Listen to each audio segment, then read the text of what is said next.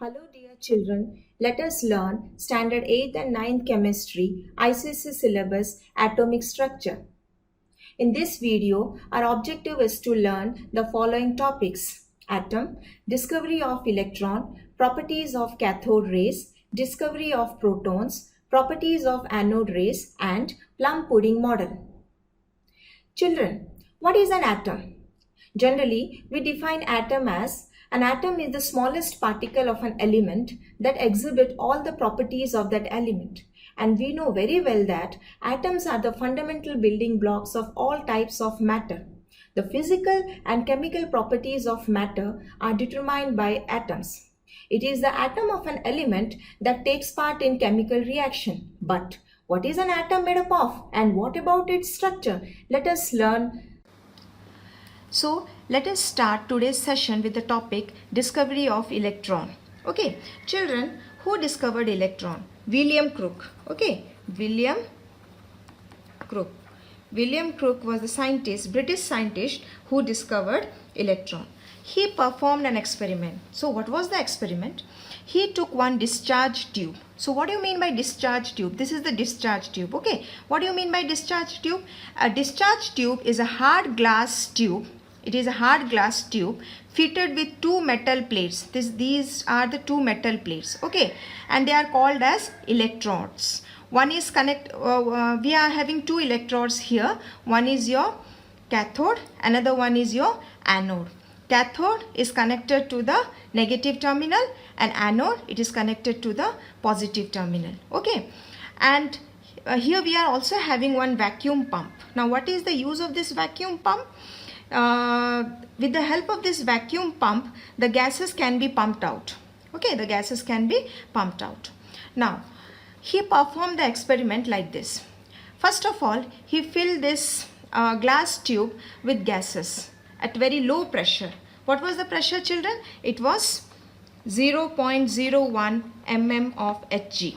0.01 mm of Hg.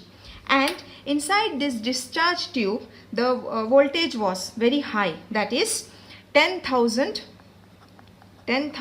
volt. Okay, so he started the experiment by filling the tube with gases, and the voltage of this the voltage inside the discharge tube was 10,000 volt and pressure was very low, that is 0.01 mm Hg.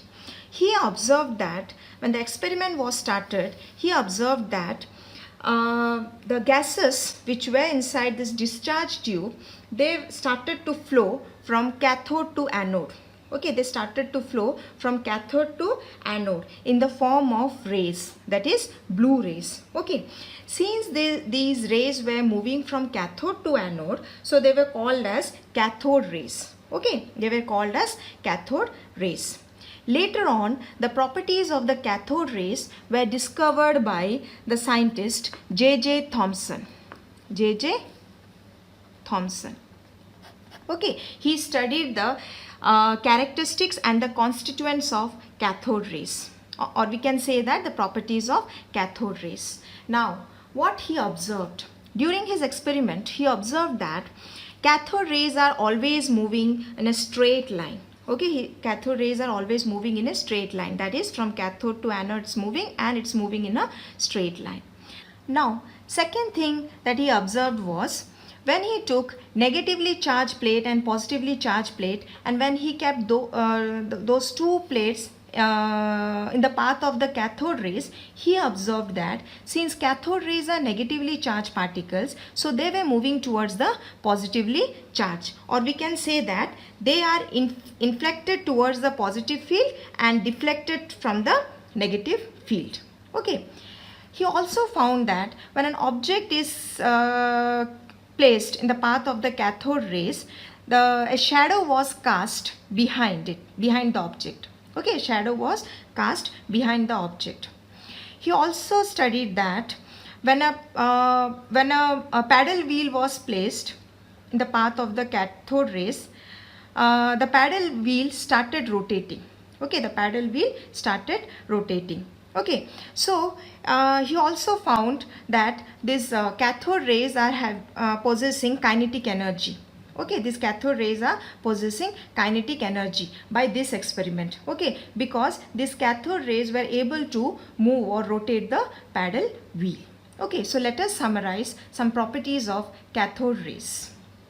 So, properties of cathode rays are, they travel from the cathode to anode in a straight line. Okay, they are deflected by magnetic and electric field. That means cathode rays are negatively charged particle, so they are attracted towards the positive terminal. Okay, they have kinetic energy, that is, they raise the temperature of a metallic object on which they fall. When an object was placed in front of cathode rays, a shadow of the object was cast behind it. Okay. When a small paddle wheel was placed in front of cathode rays, it was observed to rotate. That means cathode rays were almost of particle nature, imparting momentum. Now, what do you mean by momentum? Momentum is nothing but mass into velocity. That means these all properties were saying about the particle nature of cathode rays, and they consist of particle and they have mass and velocity. Now, what do you mean? What is the mass of an electron? Mass of an electron is 9.107 into 10 to the power minus 28 gram. And what is the charge of an electron? It is minus 1.602 into 10 to the power minus 19 coulombs. Let us learn the next topic, discovery of proton. Children, atoms are found to be electrically neutral. Yes, atoms are electrically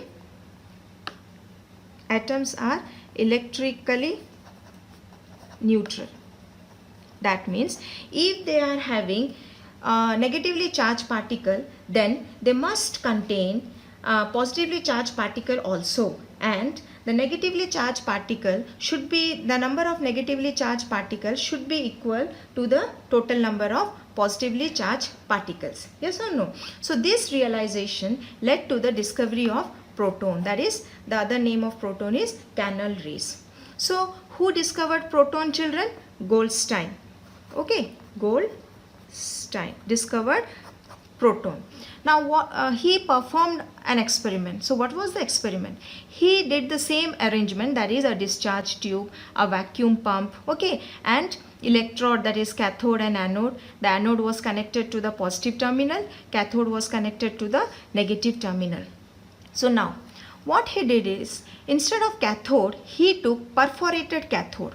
Perforated cathode is like this. Okay, what do you mean by perforated cathode? Perforated cathode is nothing but your cathode, but consisting of holes in it. Okay, so now what he did, he took perforated cathode in place of cathode. Now when the experiment was performed in the presence of high voltage and low pressure, he observed that two sets of rays were moving. In the experiment, he found two sets of rays. One set of rays were traveling towards anode. Okay, since they were emitted from the cathode, that means they were the negatively charged particles, and they were moving towards anode. Now, the second set of rays were traveling in a direction opposite to that of the cathode rays. Means this is the another set of rays, and they were traveling in the direction opposite to that of the cathode rays. The direction of the second set of rays were such that they were moving from anode to cathode. That's why the name was given as anode rays. Okay, the name was given as anode rays, and they were positive rays. The other name of these rays was canal rays. Why they were called as canal rays, children? Because these rays were able to pass through holes or canals in the perforated cathode. That's why the name was given as canal rays. Okay, so now let us summarize the properties of canal rays, that is the anode or positive rays. So now after getting the idea about anode rays, let us summarize the properties of anode rays. They are: anode rays travel in a straight line. They are made up of positively charged particles. They are also deflected by electric and magnetic field, but in the direction opposite to cathode rays. What is the mass of proton? It is 1.670 into 10 to the power minus 24 gram.